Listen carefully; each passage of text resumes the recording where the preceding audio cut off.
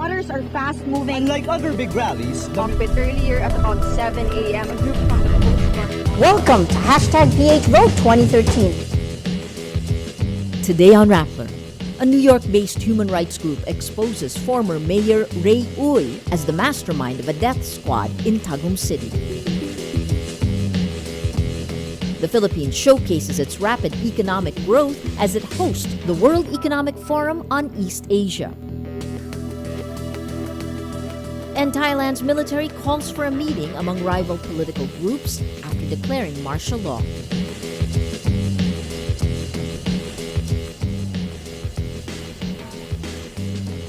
Hello, I'm Maria Ressa. Welcome to Rappler, your social news network. New York-based group Human Rights Watch, or HRW, says former Tagum City Mayor Rey Uy is the mastermind behind unsolved murders in the Davao del Norte capital. Human Rights Watch Asia's Deputy Director Felim Kine says Uy called the citizens weeds and, along with some local officials, underwrote targeted killings as a perverse form of crime control. The report says the Tagum Death Squad, bankrolled by Uy, was originally a crime-fighting group patterned after that of nearby Davao City. That campaign propelled Davao Mayor Rodrigo Duterte to national fame. The report contains interviews with 3 former squad members and the affidavit of a 4th. The report says at least 298 killings are attributed to the death squad between January 2007 and March 2013. Many of the death squad's members are reportedly on the city government's payroll with a monthly salary of 10,000 pesos under the Civil Security Unit. Uy denies these allegations. He says this death squad does not exist. The killings in the city have many factors, including revenge and business rivalry. Human Rights Watch says national authorities failed to seriously investigate the majority of the Tagum killings. It accuses President Benigno Aquino of having largely ignored extrajudicial killings by death squads in Tagum City and other urban areas. For the first time in more than 2 decades, the World Economic Forum, or WEF, on East Asia will be held in the Philippines. Running Wednesday until Friday, WEF is an opportunity for business and government leaders to gather 1 year before the integration of ASEAN member countries. President Benigno Aquino is expected to showcase the Philippines' stellar economic growth. Once dubbed Asia's sick man, the Philippines is now the fastest growing economy in the region, next only to China. In 2013, the Philippines won investment grade status, indicative of investor confidence. Leading forum delegates are the heads of states of the Philippines, Vietnam, and Indonesia, as well as the Vice President of Myanmar. World Economic Forum's Southeast Asia head confirms China does not have official representatives to the WEF, but he denies it's related to the ongoing territorial dispute with the Philippines. Held against a backdrop of territorial disputes among East Asian nations, one of the World Economic Forum sessions will tackle Asia's security outlook. After admitting that the rebuilding of Haiyan hit areas is painfully slow, Rehabilitation Secretary Ping LACSON says all units involved are poised to move forward after a special cabinet meeting. He says projects will start implementation by June.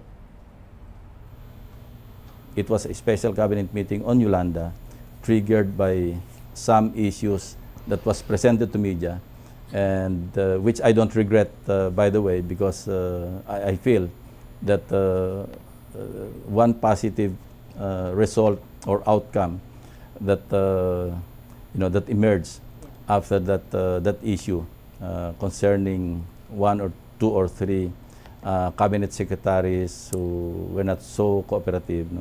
Somehow it has sped up things, and now we're there right now. I'm confident that by June, at least middle of June, we'll be starting to implement the projects, because the projects have been identified.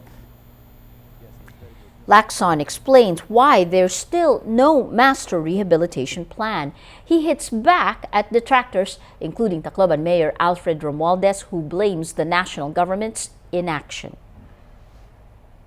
Actually, there is no master rehabilitation plan yet submitted. If Mayor Romualdez is telling you that there's incompetence in the national government agencies, well, I think that's an unfair indictment of the national government agencies.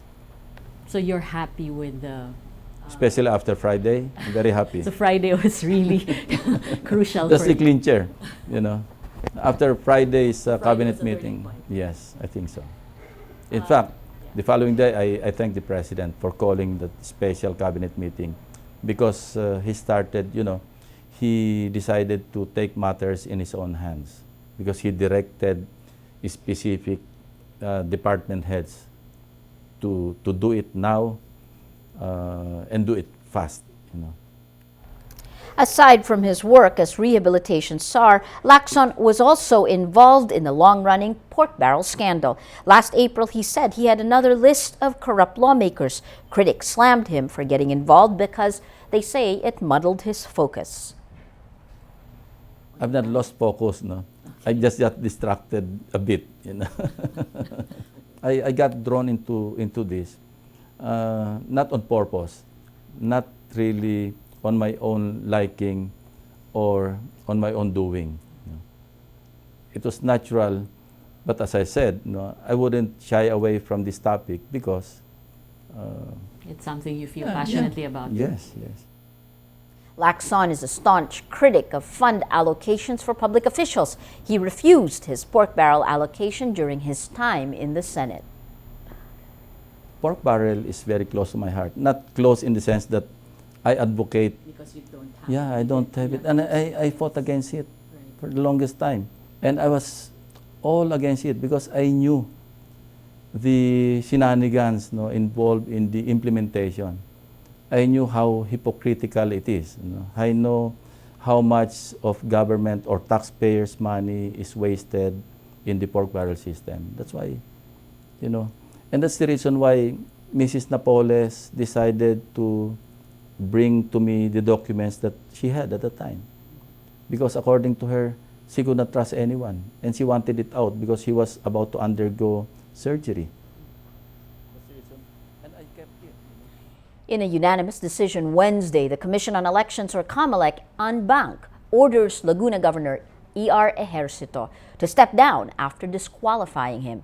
COMELEC Chair Sixto Brillante says the COMELEC en banc promulgated his earlier decision to disqualify Ejercito after evidence he overspent for his 2013 gubernatorial campaign. Brillante says Ejercito has one legal remedy left, which is to seek a temporary restraining order on the decision from the Supreme Court. He says the order takes effect within 5 days if the Supreme Court doesn't issue a TRO. If this happens, Laguna Vice Governor Ramil Hernandez will take over. In September 2013, COMELEC's First Division resolved to disqualify Ejercito after he was found to have spent 6 million pesos in a TV ad, which is more than the 4.5 million peso limit set by law. A day after declaring martial law, Thailand's military calls for a meeting with rival parties involved in the country's growing unrest. The military also invited caretaker Prime Minister Niwatumrong Bunpaisan, who replaced ousted Premier Yingluck Shinawat. During the talks, Niwatumrong calls for fresh elections on August 3. But the opposition wants to tackle graft allegations of the Yingluck administration. It vows to stay on the streets until it has eradicated the regime represented by Yingluck's elder brother, Thaksin. General Prayut Chan-o-cha defends his declaration of martial law. He says he had to act because political tensions spiraled after deadly anti-government protests. Prayut says, quote, "This must be resolved swiftly before I retire, otherwise I won't retire. I will not allow Thailand to be like Ukraine or Egypt." Thailand's martial law includes media censorship. Social media is also closely monitored with explicit instructions to stop the distribution of provocative material or criticism of martial rule.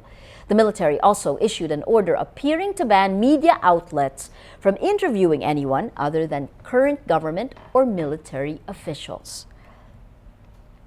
A series of attacks in Nigeria, twin car bombings in the city of Jos kills at least 118 people Tuesday, while the northern city of Kano reels from a suicide car bomb attack Sunday that killed 4 people.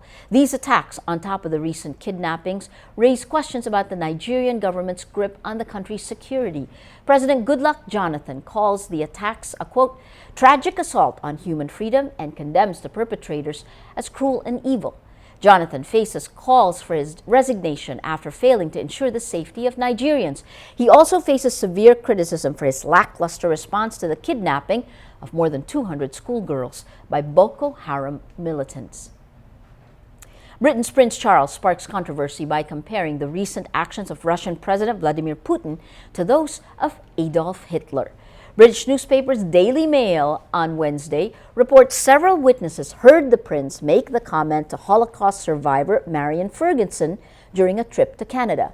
Ferguson says, quote, I talked with him about my own family background and how I came to Canada.